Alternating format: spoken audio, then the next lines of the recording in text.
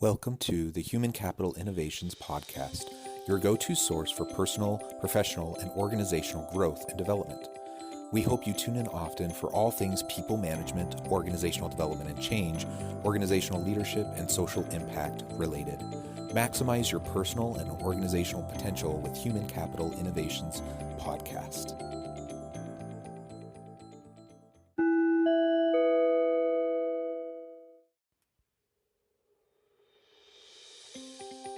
Welcome to the Human Capital Innovations Podcast.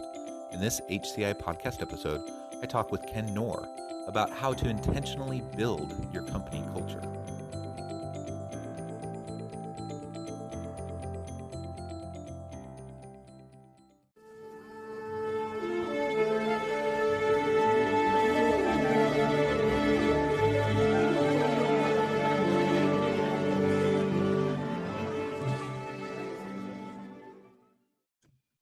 Ken Knorr, welcome to the Human Capital Innovations Podcast.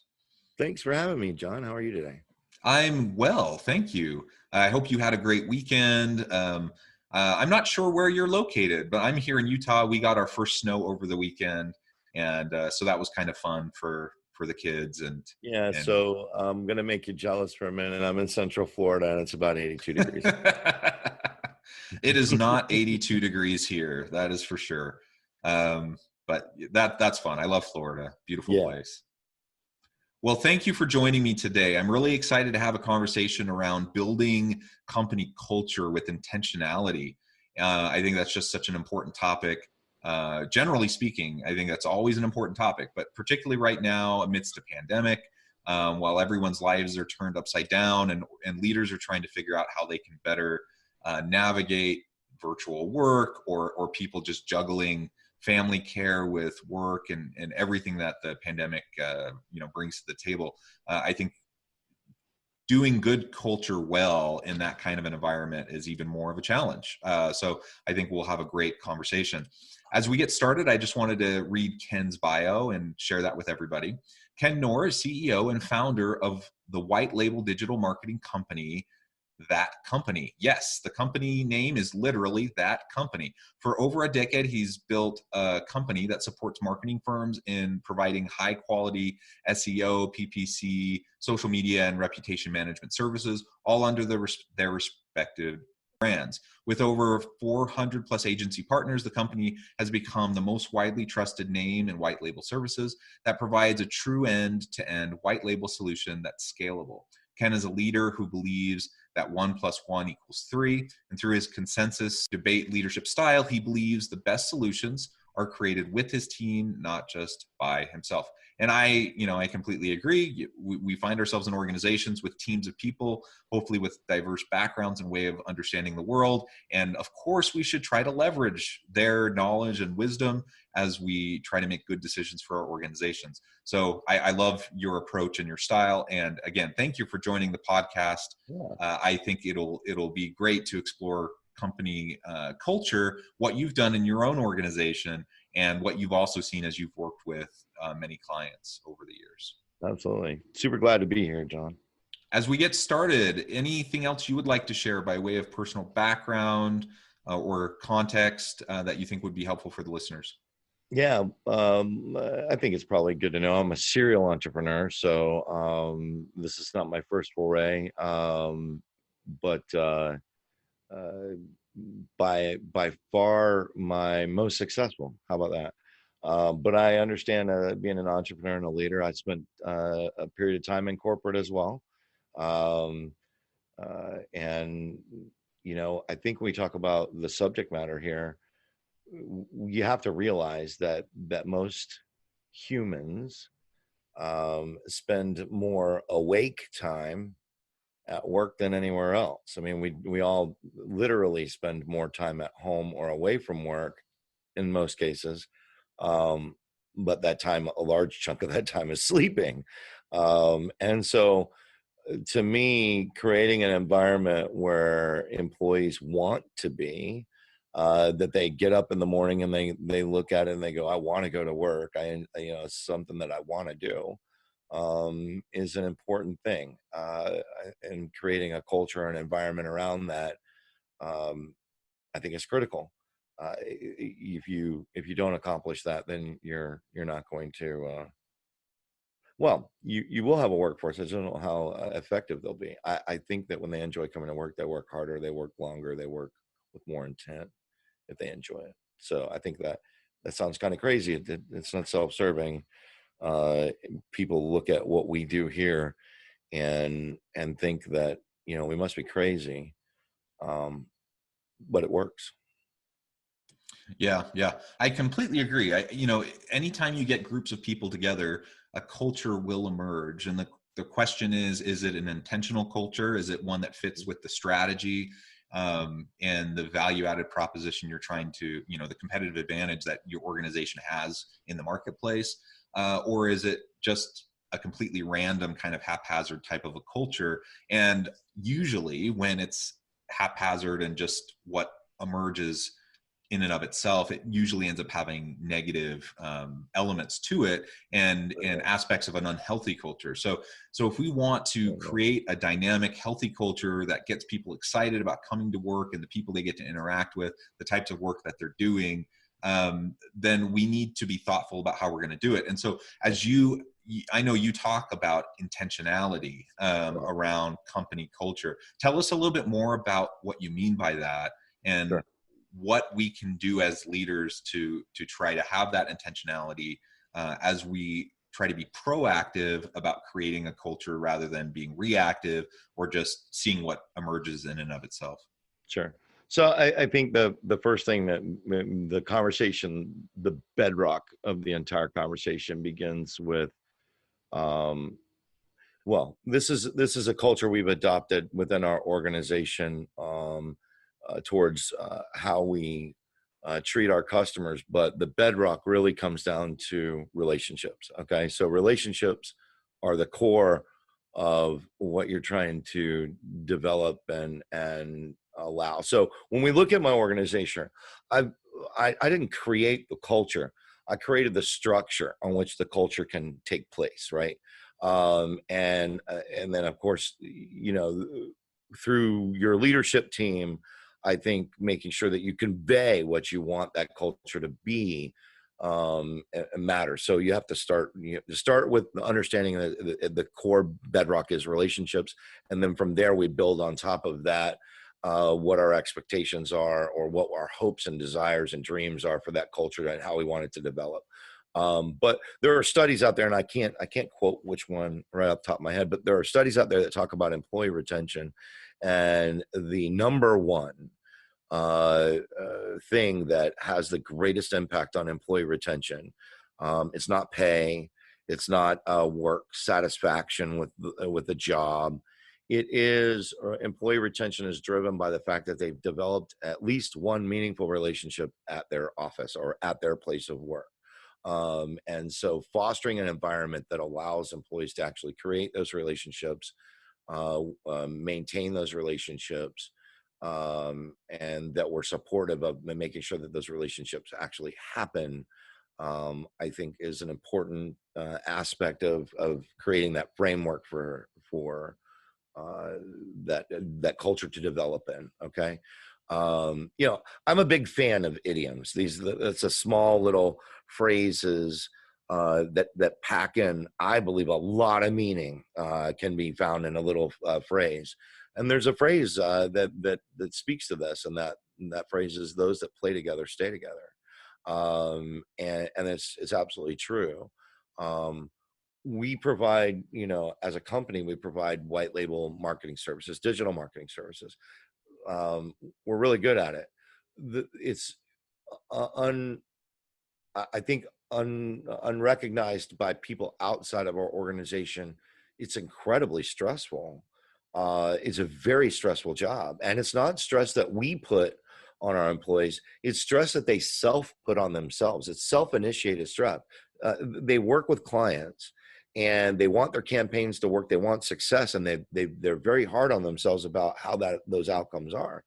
And so, because it's such a high stress environment, um, you've got to break that stress up. You have to provide that place for that play to actually occur, so that people don't cook out and end up leaving. I actually can look out my window. We value our employees so much. And I'll tell you a little story real quick about how little pieces of it, and all of these little pieces matter. So that early on, we had hired a graphic designer. She was fresh out of college. She was really good. But about 30 days in, she just decided she didn't like graphic design. And it wasn't that she didn't like the design work. She didn't like the reality of having to work with clients, and that clients are going to pick her stuff apart, right? I think she just had this vision that she would draw pretty things and that everybody would love it. And she was a good artist. And, and I loved her work, but clients aren't that way. Clients will go, I don't like that shade of blue. Make it pop. Who the heck knows what the word pop means? But that's the kind of things they'll say. And lots of feedback to move this. And you feel like you're now, as a graphic designer, you're no longer a graphic designer. You're a paintbrush that the client is holding and making you put it on the paper to some degree. Well, anyway, she decided she didn't like graphic design, and she decided to leave the company. And she'd only been with us about a month. And I see the department head take her out for lunch with the whole department to wish her well. And I'm thinking to myself, when I watch this, I'm like, really? We're celebrating an employee leaving, and we're celebrating an employee leaving after only 30 days. To me, it was a complete failure. We failed to hire the wrong person. We failed to discover this during the process. We had invested the first 30 days, the acquisition of an employee. These are all cost centers about employee acquisition. It costs us time, money, energy, what have you. And I'm like, what are we doing celebrating somebody's leaving? We need to celebrate them staying. Well, how do you celebrate an employee staying? Well, we've got anniversaries. That's one thing to work with. So every employee that makes it to a 1-year anniversary, we unveil their photograph. We do a big poster of the employee, and now it's kind of gotten its legs of its own. They actually give them 2 posters, one which is usually some kind of a prank poster about their personality or something, and the other which is the official poster. And we have a hallway lined with posters of our employees. And when people come in to join our company or guests or whatever, they walk down, and every poster is an employee that's been with us a year, right?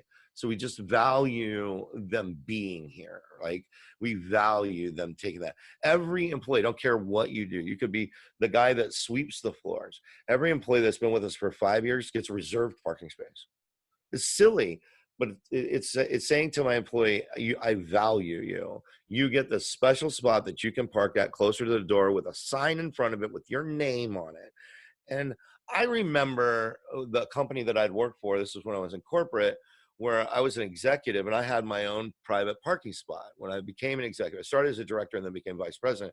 And when I became the vice president, I got this spot. And I was like, oh, it's so freaking cool to pull up to your own spot, see Knorr right there, reserved parking. And I thought, why would I not give that little, it cost me, like, as a company, $30 to put a sign out there. Why would I not put the metal street sign out there that says that, right? And so you get that at 5 years, and then we give you a little like a bolt-on bottom one that says 6 years, 7 years, 8 years, 9 years, and 10 plus. So we out in the parking lot, we're just like recognizing our employees, and because of all of this cultural thing, I got a whole stack of 5-year parking spots out there, right? Where your average stay today in a millennial in a company is sub a year. It's sub a year. I got stacks of 5-year guys and ones with 10-year plaques on them, out in the parking lot. So this is just like one of those things. But it starts with that. First of all, the recognition of employees, but going back to that relationship, right? We have to foster these relationships between employees. And so I'll give you just an example of one of the things we do with intent. Again, these evolved over time, kind of organically. We don't know that we intended to start with that. There was an intention there, but it was like, that's a really neat idea. Let's do that. So this one we stole from FSU.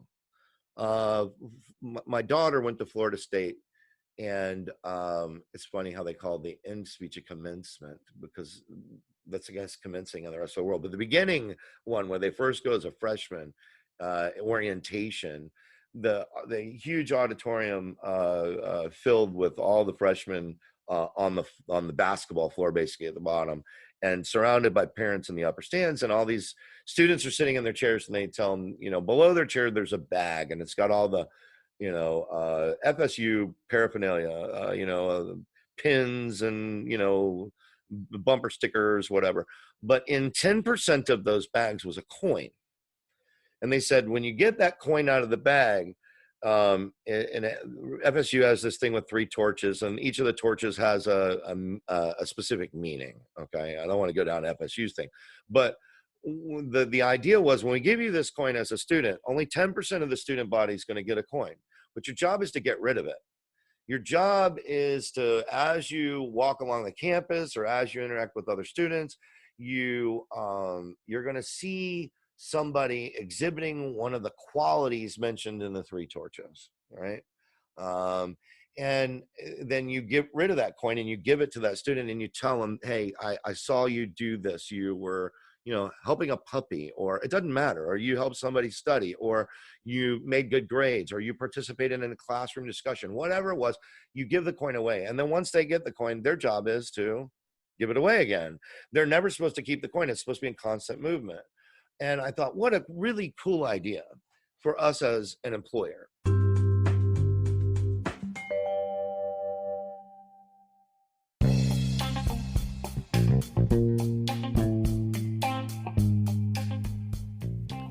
I'm excited to announce the publication of my new book from HCI Press, The Alchemy of Truly Remarkable Leadership: Ordinary, Everyday Actions That Produce Extraordinary Results.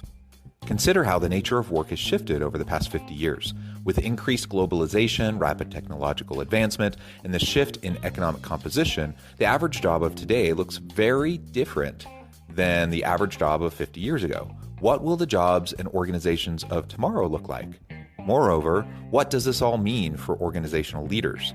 What are the core competencies and capabilities of organizations and their leadership that are prepared for continued disruption and geopolitical and socioeconomic shifts? Regardless of what the future holds, increasingly, leaders need to be socially minded, data-driven, decisive, champions of talent, and disruptors of the traditional notions of leadership, teams, organizations, and work.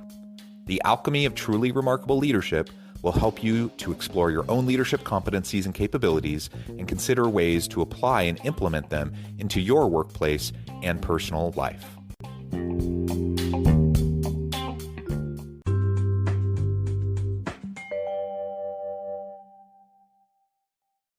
What if we were to put a coin out into our company, and it started at 1 and now we have 4?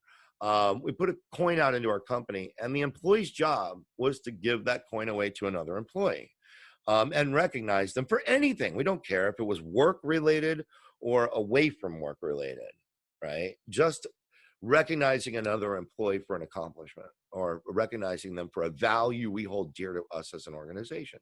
And we printed on the outside of that coin, I've actually got one sitting right here in my desk. This is the 20, I don't know if my image shows up well enough, but that's the 2020 coin right now. It's got the company employees designed the back side of the coin, and the front side of the coin has our building on it and whatnot. But on the one side of the coin, it has some qualities we consider to be good from a work standpoint: hardworking, integrity, knowledge, helpful, training. On the back side are some personal qualities that we did: inspiring, generous, honest, kind, and thoughtful. And those are the words that we threw on it just to give some inspirational ideas. But then we give a coin out and we put it out into circulation. And we said, you know what, on Friday, we do company-wide meetings on Mondays and Fridays. Usually just quick get-togethers. But on Friday afternoon, we do a what we now call coin meeting.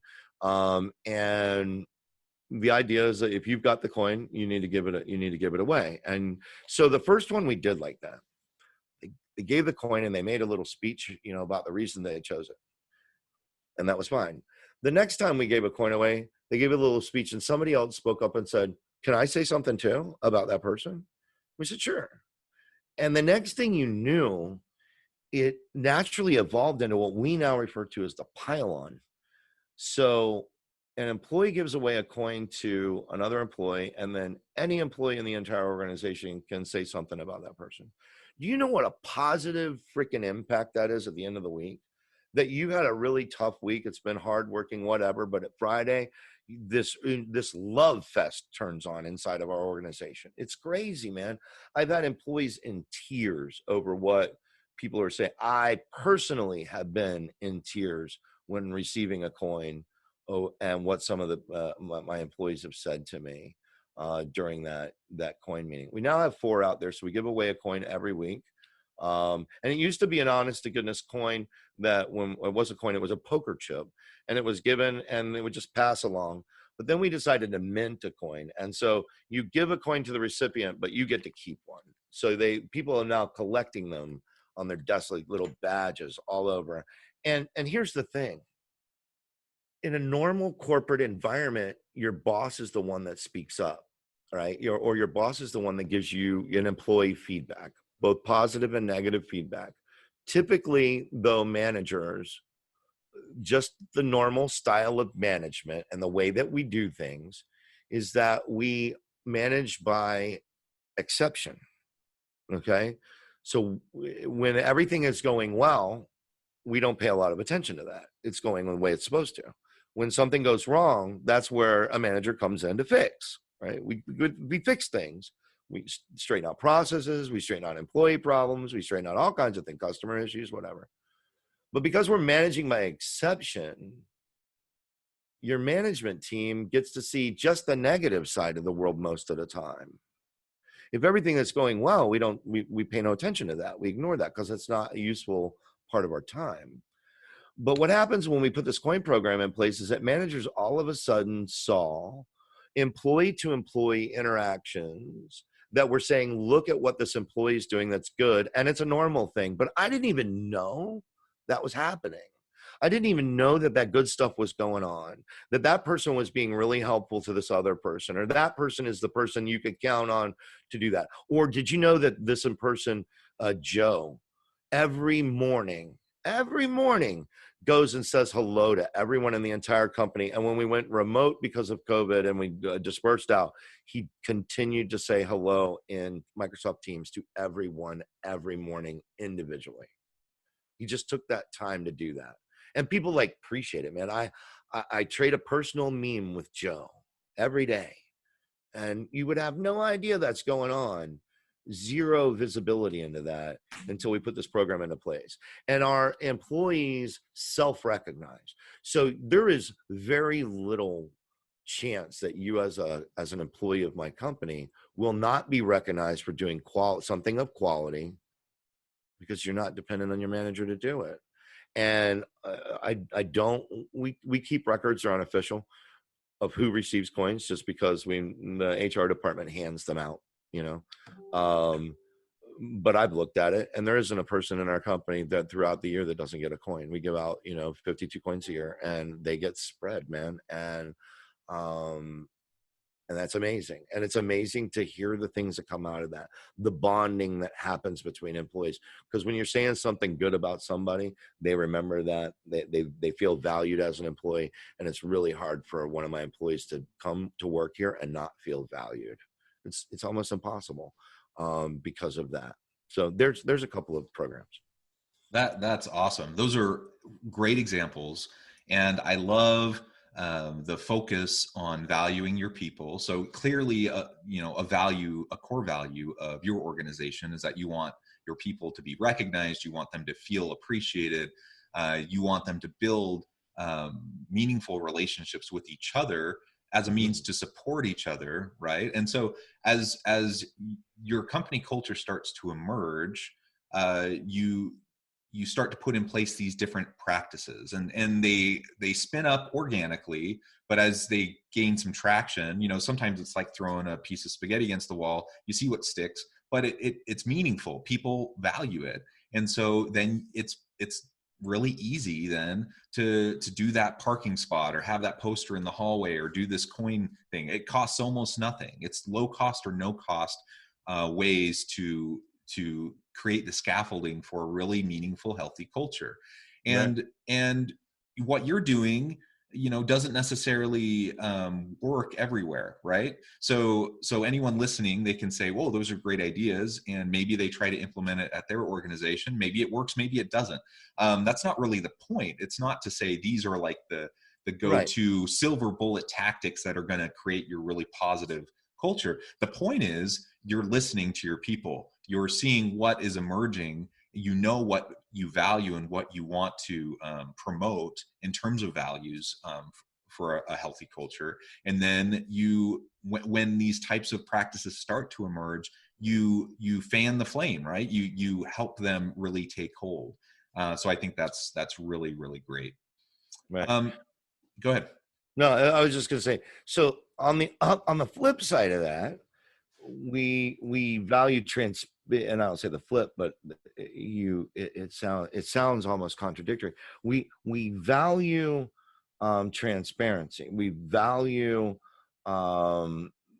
somebody being able to speak up about anything. So we very much have, and you mentioned it in the intro, very much have implemented a culture of debate. So, and I'll give you this kind of back in my own history. So I have two children, both of which are adults now. Both of which interestingly enough, I am blessed to be able to work with. One as a vice president of my company, and another as a department head. And my son, who's my oldest, at about 11 years of age, I pulled him aside and said, Mike, we're going to have a sit down conversation here. And I am going to give you the right to disagree with me. You're my son. I'm in a parent-child relationship. There's a psychology piece here, right there. There are adult relationships and parent-child relationships as the two core types of relationships between people. And I needed to transition him from a parent-child relationship coming into the teen years into an adult relationship. And one of the things I need to do is grant him permission to disagree. Look, you're 11, I'm going to make you do things or tell you to do things, or I'm going to put rules in place and things are going to happen. And you have my permission to disagree with me. Now, there are some ground rules on how you can disagree with me. You can debate me. You can have an energetic debate with me. You can debate with your mom. Same thing. You can disagree with her. You never raise your voice at me or her, and you always use kind words, and understand that if you disagree with me and it starts to get to a place where you've raised your voice, or you're getting overly emotional, or you're saying unnice things while disagreeing, I will shut it down. I will become the parent again and say, the argument is now over, the debate is now over, see you later, decision is made. And that worked really well. I was amazed at how well that actually worked with my son. And then later my daughter, that we have this understanding that he could disagree, because so the same kind of culture we developed when we came into our company was, listen, you can disagree. And that goes all the way down. Any employee can disagree with their manager. Any manager can disagree with their director. Any director can disagree with the vice president. Vice president can disagree with the CEO. And in fact, an employee can disagree with the CEO. It's okay to disagree, because when we have conflict breeds resolution. Right? If we can, but it has to be respectful conflict. Right? It can't be the political divide of today in the United States. Right? We have disrespectful discourse, and we don't have respectful discourse, and we don't get solution. And we end up with, ineffective politicians and ineffective political governing bodies. Same thing in a company. Same thing with relationships inside your own family. If you're going to have conflict that's going to be inappropriate or unhealthy conflict, it's not good. But disagreements, they're good, because that's where we find the middle ground between the two, or we find the winning piece. And so there is a healthy matter of debate. Now, when you get passionate employees, you get people that are, you're valuing you come back around and you go, I value you. I reward you for the value. I care about you as an employee. I get a highly engaged employees. Then you're going to get some very passionate people about where we go and what we should do. But that man, that's when the whole company is driving you forward. You're no longer the CEO at the top going, follow me. No, you've got everybody behind you pushing you in all these directions. And so another little idiom I'll throw in there, and that is we plan through democracy. We execute through dictatorship. So the planning and how we're going to do things and what everybody puts into it, but once we agree to it, that's what we're going to do. That doesn't mean that it's locked forever and that's what the only thing, but that healthy place of debate that we're willing to analyze anything also can create some conflict, but it's healthy conflict. And it can create, but it can get very passionate where you get two people literally inside of our meetings where we got to go, whoa, let's take it down a notch. And we have some code words amongst management that when we're seeing somebody get emotionally lit, if you will, because their passion is just that much about it. We actually, if I am the one getting lit up, I'll look at somebody because they don't know that they're lighting me up. I will look at them and say, I need you to restate that. But that is a signal that you've emotionally kind of messed me up a little bit and I'm getting a little bit defensive or what have you. And the same is true back to them. So they know that if I say something to them that gets them a little emotional, a little hit, they look at me, can you restate that? And I go, I just messed you up a little bit. I've got you emotionally attached now. Hold on a minute. Let's take it down a notch. Let's talk this out some more, but let's continue the debate without doing that. So you have to develop some interesting tools around that. But that's that 1 + 1 = 3 part, right?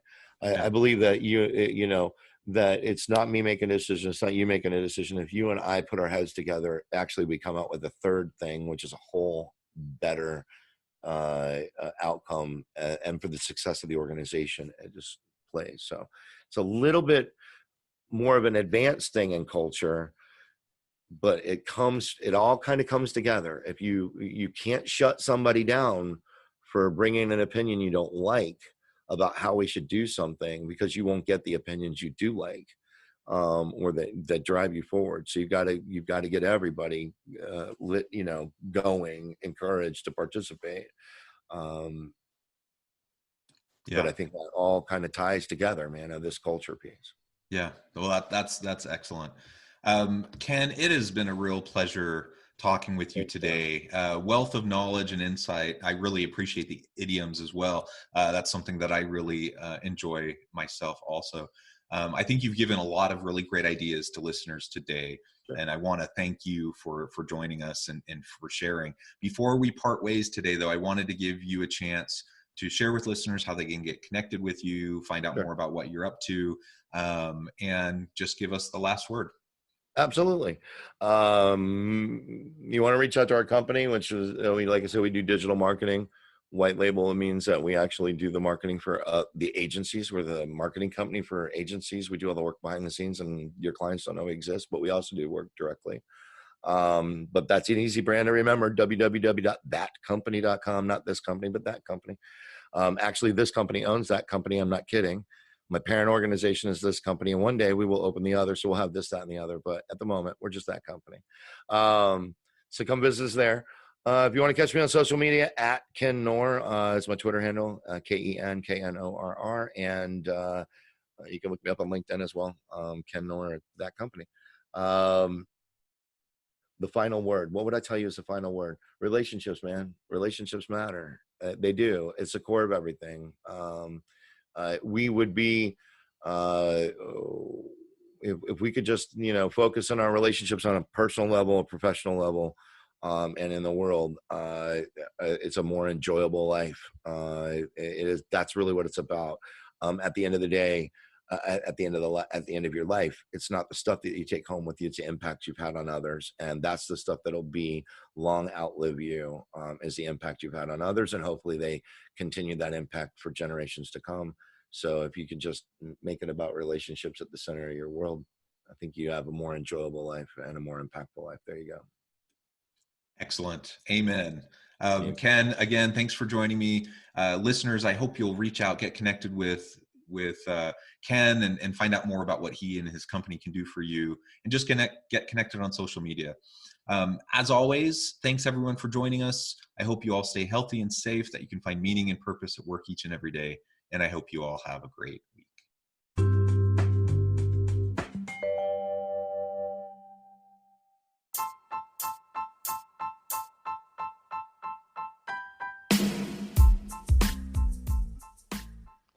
We are excited about the launch of HCI's new magazine, Human Capital Leadership.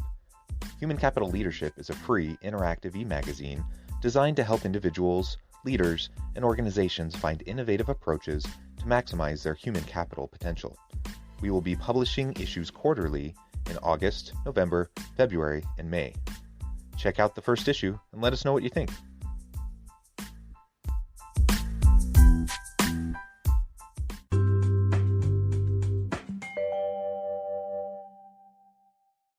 Thanks again for joining us for this episode of the Human Capital Innovations Podcast.